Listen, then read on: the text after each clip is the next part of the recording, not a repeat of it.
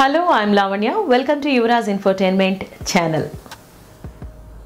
వేదాలు ఋగ్వేదం, యజుర్వేదం, సామవేదం, అథర్వణ వేదాలు. ఈ 4 వేదాలు భారతీయ సంస్కృతికి, పురాతన చరిత్రకి, విజ్ఞానానికి ప్రతీకలు. వేదాలు ఎన్నో వేలాది సంవత్సరాల క్రితం నుంచి అనుసృతంగా వస్తున్నాయి. అనుసృతం అంటే వినికిడి ద్వారా తరతరాలుగా వారసత్వంగా నేటికి సజీవంగానే ఉన్నాయి. వేదాలు పూర్వకాలంలో మౌఖికంగానే ప్రచారం చేయబడ్డాయి. వేదాలను ఋషులు వారి శిష్యులకు బోధిస్తే ఆ శిష్యులు వారి వారి శిష్యులకు కూడా ఇలా పరంపరానుగతంగా పారాయణం చేయబడ్డాయి. కంఠస్థం చేయటం ద్వారా వేదాలు ఒక తరం నుంచి ఇంకొక తరానికి, ఆ తర్వాత తరానికి ఇలా తరతరాలుగా అందించబడ్డాయి. ఫర్ ఎగ్జాంపుల్ ఋగ్వేదాన్ని తీసుకుంటే అందులో 1028 శ్లోకాలు పురాతన సంస్కృత భాషలో రచింపబడి ఉన్నాయి. మొత్తం 4 వేదాల్లోనూ కలిపితే 20,529 శ్లోకాలు ఉన్నాయి. ఏమాత్రం చెక్కు చెదరకుండా ఎన్నో వేలాది సంవత్సరాల తరువాత కూడా సజీవంగా ఉన్నాయి. మరి ఇన్ని వేలాది శ్లోకాలను గుర్తుపెట్టుకోవాలంటే ఎంతటి ఏకాగ్రత ఉండాలో మనం అర్థం చేసుకోవాలి. అంటే అప్పటి కాలంలో ప్రజల యొక్క మెమరీ పవర్ ఇప్పటి ప్రజల కంటే కూడా 20 రెట్లు అంటే 20 టైమ్స్ ఎక్కువగా ఉందని తెలిస్తే ఆశ్చర్యపోవాలి. మరి ఇంతగా మెమరీ పవర్ని కానీ ఏకాగ్రతను కానీ వారికి ఎలా సాధ్యమైంది అనే ప్రశ్న వస్తుంది. అంటే అప్పటి కాలంలో ప్రజలకు ఈ మెమరీ పవర్ టెక్నిక్స్ అనేవి చాలా బాగా తెలిసి ఉండాలి. ఒక్కసారి వింటేనే చాలు బ్రెయిన్లో ప్రింట్ అయిపోయేంత కాన్సన్ట్రేషన్తో మెమరీని కలిగి ఉన్నారన్నమాట.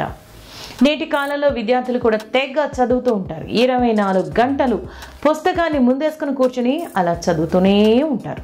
కానీ ఏం చదివావో కాస్త చెప్పమనంటే మాత్రం తెల్లమొహం వేసే వారి సంఖ్య ఎక్కువగా ఉంది. మరి ఎక్కడ తేడా ఉంది? వేదకాలంలో విద్యార్థులు చదువును ఒక తపస్యలాగా, ఒక ఉపాసన చేసేవారు. మరి మన నేటి కాలంలో ఇది సాధ్యమేనా? ఇంతకీ వేదకాలం నాటి అభ్యాసన పద్ధతుల్లో వారు వాడిన టెక్నిక్స్ ఏంటో మనం ఈరోజు ఈ ఎపిసోడ్లో తెలుసుకుందాం. సాధారణంగా స్టూడెంట్స్ వాళ్ళు చదివినటువంటి మ్యాటర్ అనేది మైండ్లో ఎక్కువ కాలం పాటు ఉండదు. మీరు 10 పేజీలు చదివినా, 100 పేజీల బుక్ చదివినా, గంట సేపు చదివినా లేదా 100 రోజుల పాటు సేమ్ బుక్ని అదే పనిగా చదివినా సరిగా గుర్తుండదు. సాధారణంగా నేటి స్కూల్స్లో ఒక్కటే మూస పద్ధతి అనేది, అది బట్టి పెట్టడం, పట్టి చదివించడం. ఎంతకని బట్టి పెడతారు వాళ్ళు, ఇదే ఎక్కువగా జరుగుతుంది. కానీ అదే వేదకాలంలో గురుకులాలు ఉండేవి. వాటిలోని గురువులు శిష్యులకు విద్యను నేర్పించే మెథడ్ కంప్లీట్గా డిఫరెంట్గా ఉండేది. వారు తమ శిష్యులకు 5 రహస్య బోధనా పద్ధతులను ఉపయోగించేవారు. ఆయా టీచింగ్ మెథడ్స్ కానీ ఈ టెక్నిక్స్ని నేటి విద్యార్థులు అవలంబిస్తే వారి మెమరీ పవర్, ఏకాగ్రత గణనీయంగా మెరుగుపడతాయి. మరి గురుకులాల్లో అనుసరించే వేద అభ్యాసన టెక్నిక్ నెంబర్ 1 ఏంటంటే గెస్చర్స్ అండ్ నెమోనిక్స్. అంటే సాధారణంగా నేటి కాలంలో స్టూడెంట్స్ రీడింగ్ చైర్లో కూర్చుంటారు, బుక్ని చేతిలోకి తీసుకొని అలాగా మౌనంగా కళ్ళతో చూస్తూ చదువుతూనే ఉంటారు. కానీ గురుకుల సిస్టంలో విద్యార్థులు నేల మీద కూర్చుంటారు. వారి స్పైనల్ కార్డ్, వెన్నెముక నిటారుగా ఉండేటట్టుగా చూసుకుంటారు. సాధారణంగా సుఖాసనం లేదా పద్మాసనంలో కూర్చుంటారు. ఇలా ఆ ఆసనంలో వెన్నెముకను నిటారుగా ఉంచి చదవటం వల్ల శరీరంలోని 7 చక్రాలు కూడా క్రింద నుంచి మీదకు యాక్టివేట్ అవుతాయి. అయితే నేటి కాలంలో కుర్చీ మీద కూర్చుని చదవటం పరిపాటిగా ఉంది. కాబట్టి కుర్చీ మీద కూర్చొని చదవాల్సిన పరిస్థితుల్లో కాలు మీద కాలు వేసుకుని కానీ లెగ్స్ క్రాస్ అవ్వకుండా కూర్చుంటే చాలా మంచిది. అప్పుడు వెన్నెముక మీద తక్కువ భారం అనేది పడుతుంది. బ్రెయిన్ అలాంటి స్థితిలో ఉంటేనే బాగా పనిచేస్తూ ఉంటుంది. కాబట్టి ఎక్కువ భారం అనేది వెన్నెముక మీద పడకుండా చూసుకోవాలి. అలాగే అతి ముఖ్యమైన టెక్నిక్ ఏంటంటే పూర్వకాలంలో గురుకులాల్లో విద్యార్థులు చదివేటప్పుడు వారి ఎదురుగుండా బుక్ని పెట్టుకుంటారు. ఆ బుక్లో ఉన్నటువంటి మ్యాటర్ని బయటకు బిగ్గరగా వల్లవేస్తారు. బయటకు చదివేటప్పుడు బిగ్గరగా వారి చేతులను ఆయా సెంటెన్స్కి, ఆ వాక్యాలకు అనుగుణంగా ఊపుతూ, చేతులను కదిలిస్తూ, మీదకి కిందకి ఇట్లా కదిలిస్తూ, ఇలా రకరకాల గెస్చర్స్ చేస్తూ బయటకు చదవడం కారణంగా వారి మెమరీలో వారు చదువుతున్నటువంటి మ్యాటర్ అనేది బాగా గుర్తుండిపోతుంది. ఇదే విషయమే ఒక పరిశోధన కూడా జరిగింది. ఆ పరిశోధనలో ఒక 100 మంది విద్యార్థులను తీసుకొని అందులో ఒక 50 మందిని ఎప్పటిలాగానే నేటి పద్ధతిలో చదవమని చెప్పారు. కానీ మిగతా 50 మంది విద్యార్థులను కూడా హ్యాండ్ మూమెంట్స్తో, హ్యాండ్ గెస్చర్స్ని ఉపయోగిస్తూ బయటకు లౌడ్గా గురుకుల్ మెథడ్లో చదవమని చెప్పారు. తర్వాత అదే అంశం పైన, అంటే వాళ్ళు ఏదైతే చదివారో అదే అంశం మీద పరీక్ష నిర్వహిస్తే, ఎగ్జామ్ పెడితే సాధారణంగా చదివే పిల్లల కంటే కూడా గురుకుల పద్ధతిలో చదివినటువంటి పిల్లలకు మార్క్స్ అనేవి చాలా చాలా ఎక్కువగా వచ్చినట్లుగా తేలింది. సైంటిఫిక్గా చూస్తే ఎప్పుడైతే చదవడానికి కేవలం కళ్ళనే కాకుండా చెవులను, చేతులను కూడా ఉపయోగిస్తున్నామో ఆ టైంలో బ్రెయిన్ సాధారణ స్థితి కంటే ఎక్కువగా అలర్ట్గా ఉంటుంది. మెదడులో ఎక్కువ సెన్సార్స్ అనేవి ప్రేరేపితమవుతాయి. ఈ కారణంగా మెమరీ పవర్ అనేది పెరిగింది అని చెప్తున్నారు. అందుకే వేదకాలంలో విద్యార్థులు చదువుకునేటప్పుడు పంచేంద్రియాలను యాక్టివేట్ చేయడం వల్ల బ్రెయిన్లోని మెమరీని ఇంక్రీజ్ చేస్తాయి అని తేలింది. కాబట్టి ఒక సబ్జెక్ట్ని స్థిరంగా కూర్చుని చదువుతూ, ఈ పద్ధతిని అనుసరిస్తూ, అలాగే ఒక నోట్బుక్ని కూడా పక్కన పెట్టుకొని ఇంపార్టెంట్ పాయింట్స్ నోట్ చేసుకుంటూ చదివితే మరింత ప్రయోజనకరంగా ఉంటుంది. ఇక రెండవ టెక్నిక్ ఏంటంటే, వేదాల్లోని శ్లోకాలు అనేవి చాలా సంక్లిష్టంగా ఉంటాయి. వేలాది సంవత్సరాలుగా వేలాది శ్లోకాలను ఎలా గుర్తుపెట్టుకోగలుగుతున్నారు అంటే, వారు ఈ శ్లోకాలను గుర్తుపెట్టుకోవడానికి ఒక టెక్నిక్ని ఫాలో అవుతారు. అదేంటంటే, వేదాల్లో శ్లోకం తాలూకా మొత్తం భావాన్ని ముందుగానే చెప్పేస్తారు. తర్వాత ప్రతి సెంటెన్స్ని కూడా విడివిడిగా తీసుకొని ప్రతి పదార్థంగా, అంటే ఒక స్టోరీని బిల్డప్ చేసి చెప్తారు. వారు ఆ మొత్తం సారాంశాన్ని ఇమేజిన్ చేసుకుంటూ, కళ్ళ ముందు జరుగుతున్నట్టుగా ఇమేజిన్ చేసుకుంటూ చదువుతారు. అంటే ఈ పద్ధతిని నిమోనిక్ మెథడ్ అని కూడా అంటారు. సో ఇదే తరహాలో మీరు చదివే హిస్టరీ అయినా కెమిస్ట్రీ అయినా, మీరు మొత్తం ఆ పారాగ్రాఫ్లో ఉన్నటువంటి సారాంశాన్ని మీ కళ్ళ ముందు జరుగుతున్నట్లుగా ఇమేజిన్ చేసుకోండి.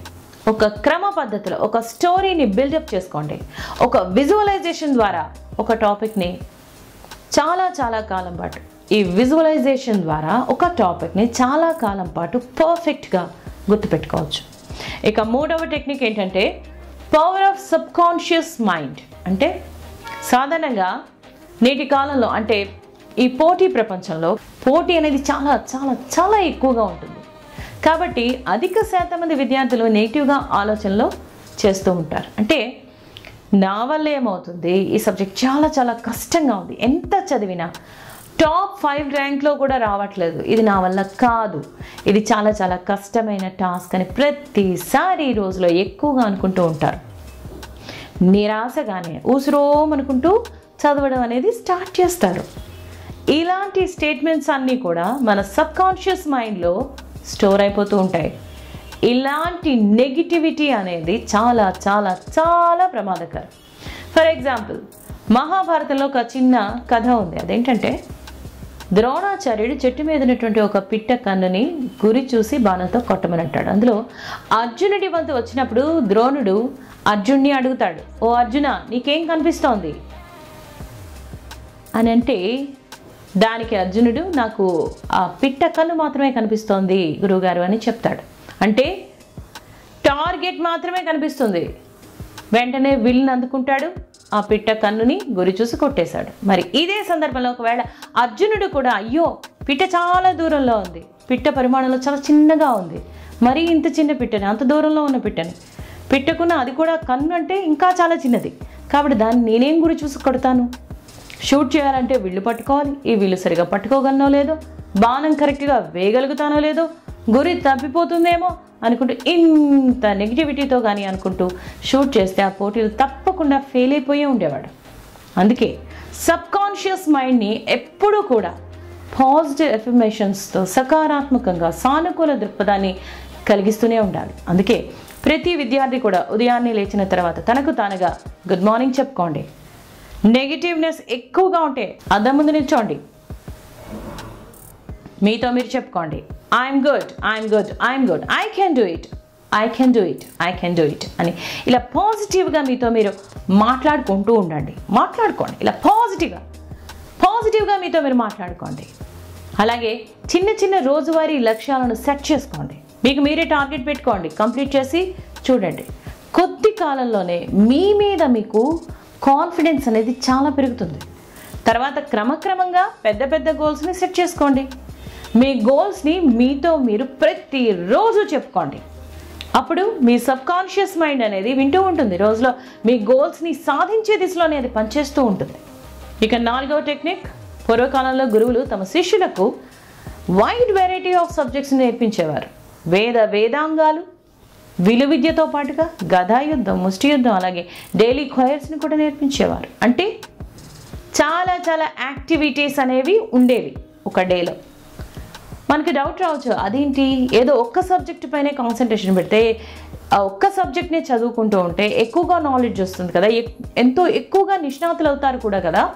అలా అన్నప్పుడు ఆ సబ్జెక్ట్ మాత్రమే చదివితే చాలా ఈజీగా ఉంటుంది, అదే కదా బాగుంటుంది అని అనుకోవచ్చు. కానీ సైంటిఫిక్గా ఈ పద్ధతి చాలా తక్కువ ఫలితాన్ని ఇస్తుందని ప్రూవ్ అయింది. అందుకే ప్రతిరోజు కూడా రకరకాల యాక్టివిటీస్ని చేస్తూ ఉంటే, రకరకాల సబ్జెక్ట్స్ని, కొత్త విద్యలను నేర్చుకుంటూ ఉంటే మనిషి మైండ్లో కొత్త న్యూరో కనెక్షన్స్ అనేవి ఏర్పడతాయి, డెవలప్ అవుతాయి. అందువల్ల బ్రెయిన్ చాలా షార్ప్గా తయారవుతుంది. గ్రాస్పింగ్ పవర్ అనేది బాగా పెరుగుతుంది. కేవలం IIT JEE ప్రిపేర్ అవుతున్నాం కదా అని ఒక్క సబ్జెక్ట్లోనే ఉండిపోకుండా రోజులో కాసేపు ఫిజికల్గా యాక్టివ్గా ఉంచి ఏదైనా గేమ్ని ఆడండి. అలాగే మీకు ఇంట్రెస్ట్ ఉన్నటువంటి వేరే ఏదైనా కొత్త సబ్జెక్ట్ని నేర్చుకోండి. అలాగే వేరే లాంగ్వేజ్ కావచ్చు, అదే ప్లేయింగ్ గిటార్ కావచ్చు, ఒక పాటను నేర్చుకోండి. లేదంటే కనీసం మీరు లెఫ్ట్ హ్యాండర్ అయితే రైట్ హ్యాండ్తో రండి, రైట్ హ్యాండర్ అయితే లెఫ్ట్ హ్యాండ్తో ట్రై చేయండి రాయడానికి. లేదా లెఫ్ట్ హ్యాండ్తో క్రికెట్ ఆడండి కాసేపు, లేదా వెనక వైపుగా నడవండి సేఫ్ ప్లేస్ చూసుకొని. యూట్యూబ్లో చాలా మైండ్ పజిల్స్ ఉన్నాయి, వాటిని సరదాగా సాల్వ్ చేస్తూ ఉండండి. It's a fun thing. మీ బ్రెయిన్లో కొత్త న్యూరో కనెక్షన్స్ అనేవి ఏర్పడతాయి, మీ బ్రెయిన్ పవర్ అనేది పెరుగుతుంది. అందుకే always try new good things.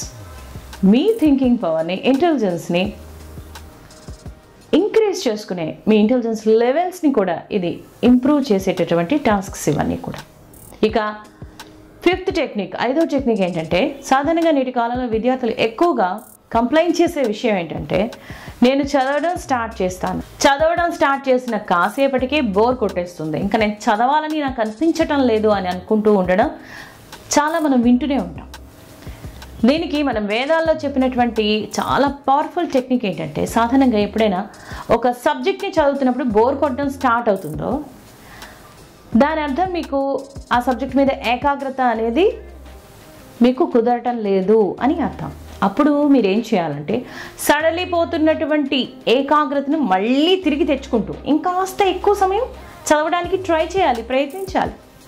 అంటే సాధారణంగా మీరు చదవడం స్టార్ట్ చేసినటువంటి ఒక 20 మినిట్స్కి, ఒక 10 మినిట్స్కి మీకు బోర్ కొట్టడం స్టార్ట్ అయిందనుకోండి, బోర్ కొడుతున్నా సరే ఇంకొక 10 నిమిషాలు ఎక్స్టెండ్ చేసి అదనంగా చదివి ఆ తర్వాతే అక్కడి నుంచి లేవండి.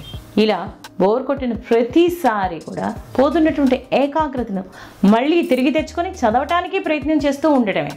ఇలా ట్రై చేస్తూ ఉంటే కొంతకాలానికి ఏకాగ్రతతో చదవటం, అది కూడా ఎక్కువ కాలం పాటు ఏకాగ్రతను నిలిపి చదవటం అనేది అలవాటైపోతూ ఉంటుంది. మీకు ఈ ఎపిసోడ్ నచ్చితే మీ ఫ్రెండ్స్కి చెప్పండి. యువరాజ్ ఇన్ఫోటైన్మెంట్ ఛానల్ని సబ్స్క్రైబ్ చేయండి, లైక్ చేయండి, షేర్ చేయండి. And thank you for watching.